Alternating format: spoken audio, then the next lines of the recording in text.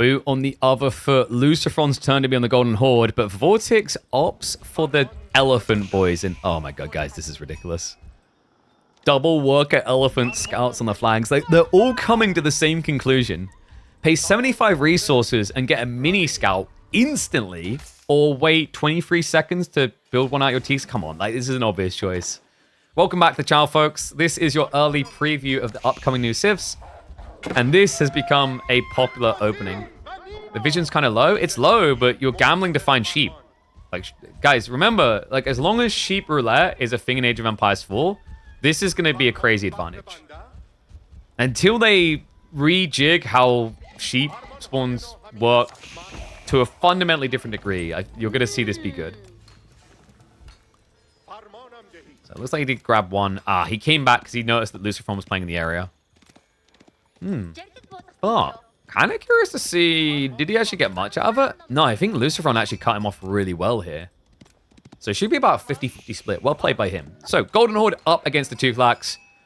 We've been seeing some interesting Tuklak strats. A lot of focus usually on going Castle Plus, especially with Louis MT. But that's not really the way that Vortex plays. So I've got a feeling we're about to get a showcase of some good old Raider Elephants.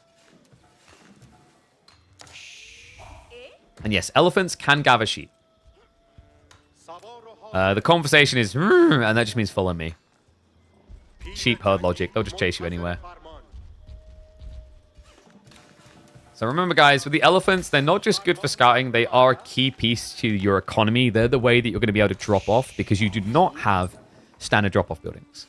So you pay 25 resources more than you would for a standard drop-off building, but it moves. And we love the way it move it. Vortex, wait, are we getting a Tuklak build? That doesn't sound too bad, actually. Tower of Victory as well. Okay, it's a switch. Dome of Faith. No. Hold on. It is TOV. Okay, I'm excited. We've been seeing a lot of Dome of Faith. We finally get to see Tower of Victory, which works different for the Tuklak the Tuklak dynasty. They get a 15% attack speed buff to all elephants produced in the influence of this landmark, as well as any Tuklak forts. Is there a world in which this is a keep rush into the enemy base? Probably not. I'd be kind of surprised, but that would be super sick to see. Yeah, I want him to do it now, man. It would be a pretty goated move to see here, but seems unlikely anyway. So Khan and Torgu is going to be coming in. Luciferon will go for a tempo build. This allows him to get his Khan as well as his bodyguards cheaper. Remember, Tower of Victory, though, with the attack speed buffer, it's pretty good on Raider Elephants, as Raider Elephants have very high weights between attacks. They take, I think, 2.3 seconds to attack. So by getting the Tower of Victory, you're getting very close to Horseman levels of attack speed on these things. I like this idea. I wonder what the opening is going to be, because remember, there's 6 governorships to choose between by going for a Tuklak fort. A lot of them have economical sway. So, you know, upgrade discounts can be nice. I don't think that one's as good in Feudal Age, though. What we might see here is him going for the governor that gives you food when you build farms and houses near it. I'm excited for this, man. Because one big thing we've kind of like highlighted and kind of criticized that maybe it's an issue with the Civ and they can't do it different is that all the time at the moment, we're seeing this Civ go into their forts after Castle Age. But you can build them from Feudal. They're accessible from the Second Age. So tech up complete. He's got the stone necessary. The only tricky part is they take so long to build. Like 2 minutes and 15. I understand why the devs done this, because otherwise people would just cheese rush in the enemy base. But 2 minutes 15 is a long wait to eventually get some sort of return off your governorships. And it is going to be the governor Multan. Yeah, I believe this is Multan coming in. So he's building houses around this, which means he'll generate food based on the houses near it. Think of this as a giant pit mine, only it's for generating food instead of gold. Can you justify building a fort rather than doing 2 CCs? Sort of. With the Multan choice, sure. Because the food gen, I think, is like 20 food per house nearby. So it's actually not bad. Whereas if you go 2 TC, You know, that's a gradual return on investment, and you're spending food to make resources.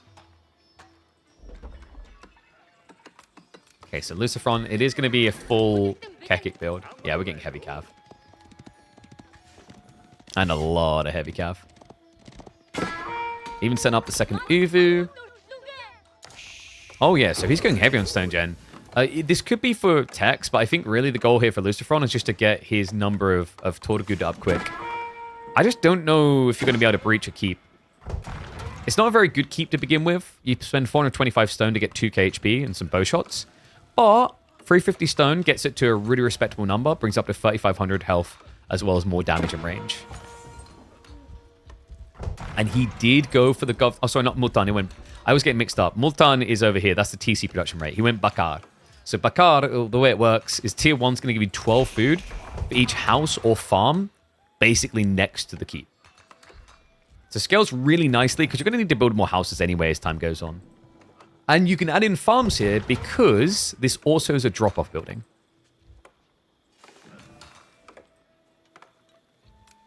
Seeing heavy cav for the last 6 months. Yeah, but the thing is, when you play Golden Horde, you have to.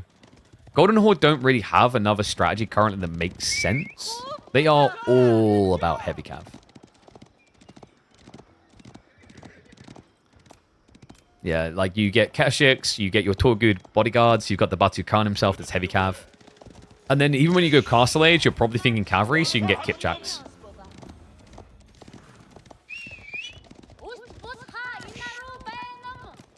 Alright, so Vortex. The plan has been revealed, but you can't really dive this, is the awkward part. Especially considering it's a castle that has 10 garrison slots, so everyone here is protected. And it's 2 TC plus the fort. Okay, so Vortex does double greed. So now this is an interesting dynamic to think about. Because by going for the Governor of Bakar, you need to add in more houses to justify this quicker. By going 2 TC, you're going to need more houses faster. And that also means that then the cost of producing villages is going to quickly be padded by the fort's food generation. That's a really unique dynamic to think about here. Damn, Vortex. The man that's all about aggression going 2 TC? What am I watching? Feels odd to say, doesn't it? Is Lucifron still circling? I think you just rush Castle and go for Relic Uvus here. Because then he can get his own economical buff, which is going to be Relics. Keep raiding, of course, but like don't invest more in attacking. Now that it's 2 TC and a keep, it's very hard for cavalry to get in.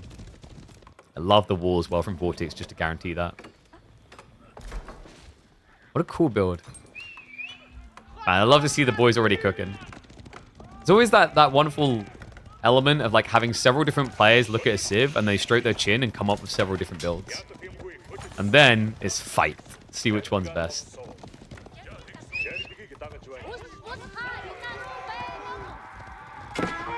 Vortex. Let's get idle off the berries. Remember, you do gather from these quicker. Actually, wait, do you? I'm pretty sure you do. I have to double check that. It's weird because you can't mill them. I think you still gather from them quicker. Kind of looks like it. Moving down on the deer as well. So Vortex is getting about... Man, this Civ is so efficient when they're able to do things like this. You know, other Civs have to worry about shoving the deer together. You don't. You just have to make sure you move the elephant across to the other deer. Lucifron. Age up triggered. It's not going to be the Relic Uvus, though. No, he's going for Muscovy Yasak. Oh, this is an all-in rush. Now, there's a really cool build in theory around Muscovy Yasak, and yeah, he's doing it. So the idea here, guys, is Muscovy Yasak will give you +2 ranged armor on all your heavy infantry and cavalry. Now, the way it works is that you get 200 wood per minute as well, and per heavy unit, you get 2 less wood per minute for free from this. So you're still going to get some wood on the way, which is going to allow him to build more Raxes. And with those Raxes, you can add in men-at-arms and Kashyyyks from the stables. Then you look to dive the enemy base with +2 ranged armor, and then another +2 ranged armor potentially if you go for blacksmiths. It sounds pretty wacky when you describe it like that.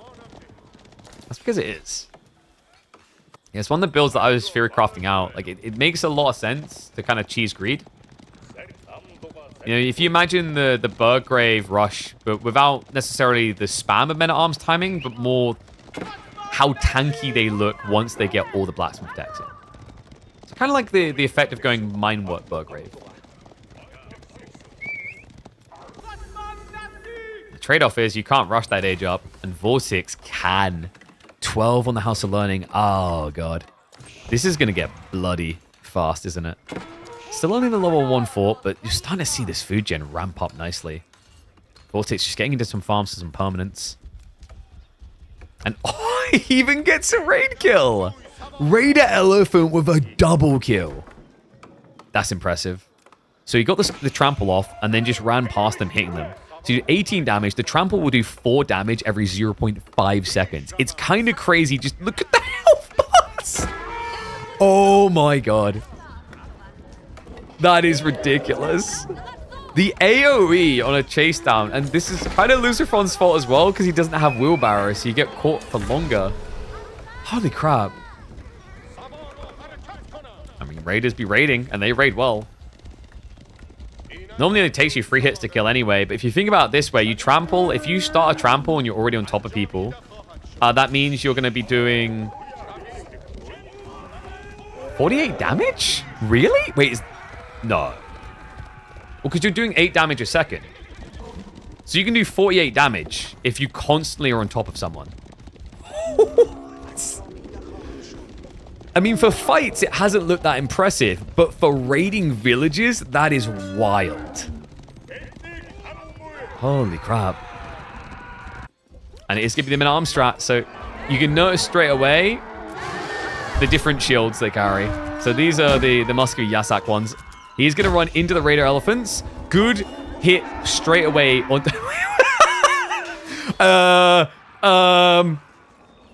That is what happens when an elephant stands on you guys. Like, they have a lot of hoof power. So yeah, don't let elephants stand on you unless you're 5'2" and want to be 6 foot tall. Oh my god, someone squished that and turned it into a clip. So the strat here, guys, men-at-arms already have 3 ranged armor with the undermesh. And if he gets the Kharash on the cheap, that's a +1 armor as well. Meaning TC at the castle should do, like, no damage at all. Someone please clip that. That was brilliant. Oh, that is definitely my favorite visual bug. Okay, she's now in. 7 ranged armor. Uh-oh. Vortex starting to get chipped down a bit. Dive through continues. House of Learning hasn't been used for anything, by the way. It doesn't have a passive perk. You have to be getting tax for it to be worth it. And this is wave 1. Like, this is disgusting, actually, what he's doing. He's trying to bait Vortex to overreact spears, but props to Vortex. He has the correct call. He's going Crossbowman. Crossbowman's going to be your best friend against this strat. Oh, God, that formation shuffle was cursed. What more damage than necessary? And wait, I think he saw him. He knows. He knows. Wait, what is this trash? We have a switch up. So the weird thing, though, is it's only for heavy infantry. You're not getting the +2 armor on your Kharash. I think his concern is that the Kharash die easily, and he's also trying to muddy the fights. He even got the protector shield, so he just got +25 health on each of them. Oh my god. Kharash are cheap, guys. They only cost 50 food each. So you pump them out real quick, and oh my god, what is this strat from Luciferon? They're so bad, though. Seriously, guys, they don't have good stats. Another trample. Vortex just goes in for the 1-2 step. I mean, Spearmen are more threatening than Kharash. Start step back. Luciferon just looking for an overwhelm. Just pads his retreat as he covers the crossbows. Vortex is outnumbered currently. Trample just came off cooldown. He could use it again here. Luciferon continues the dive. More men-at-arms are coming. It's turning into a trickle effect, though. So he needs to make sure he doesn't lose mass. But the problem is a lot of this is a lie. It's 2-foot Kharash. And this is going to be a full market Kharash. I don't see how these guys break through this. A war elephant just came. No, he's done. He's toast. He did not leave the souffle in long enough. It's still liquid. Which makes sense because he is melting. Oh, God. Luciferon, we went from a quality strat around men at arms to just build more trash, lol.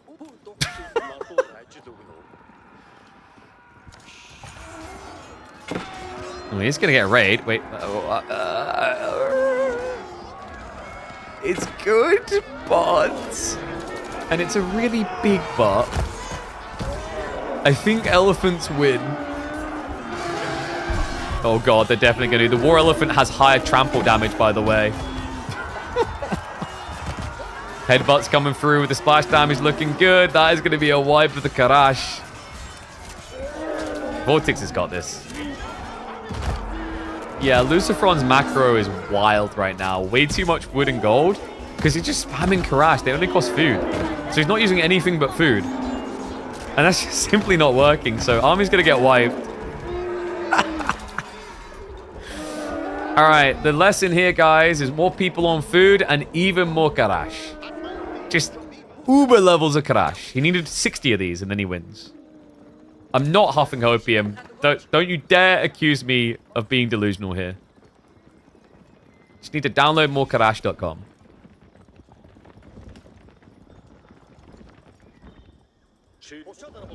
Alright, what are we doing now? Maybe, I don't know, like, it's a little bit of food for thought. Do we just start adding in stockyards? You've got so much wood. Luciferon, ironically playing the Roost campaign roles in reverse here. Although, the Indians are here instead. Maybe if we pay wood tribute to them, they won't kill us?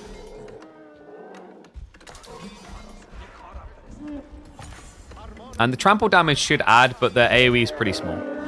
So it doesn't have crazy overlap.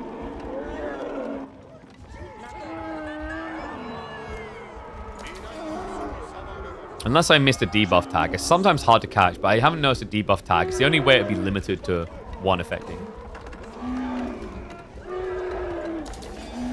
Uh-oh. No, not again, not again, not again, not again, not again. Run, run, run, run! The villagers... Oh, they're just gonna get tapped down. Alright, tramples ran out. Man, seriously, the tower victory is so good here. Trimming off 0.3 attack speed is really, really nice. I love how Luciferon is just so deep in the hole. It's like the only way out is to dig through to the other side. Grab a Kharash and start shoveling. I think Luciferon maybe misread the Muscovy Yasak. That's another thing for him, by the way. I don't think the wood situation is all his fault. He's just not been balancing out against the 200 wood per minute he's been getting. But reminder, Muscovy Yasak gives 2 ranged armor, but only to heavy infantry and heavy cavalry.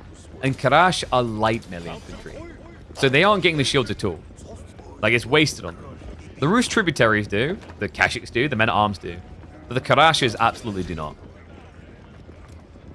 Like, actually, it might have been better to go Relic Uvu, pick up relics to generate stone, and then you could go Barracks Reinforcement for +1 to each batch production, as well as the Edict, Kharash Edict, to spawn a Kharash with every spawn rate, which means you'd be getting 4 Kharashes for 100 food.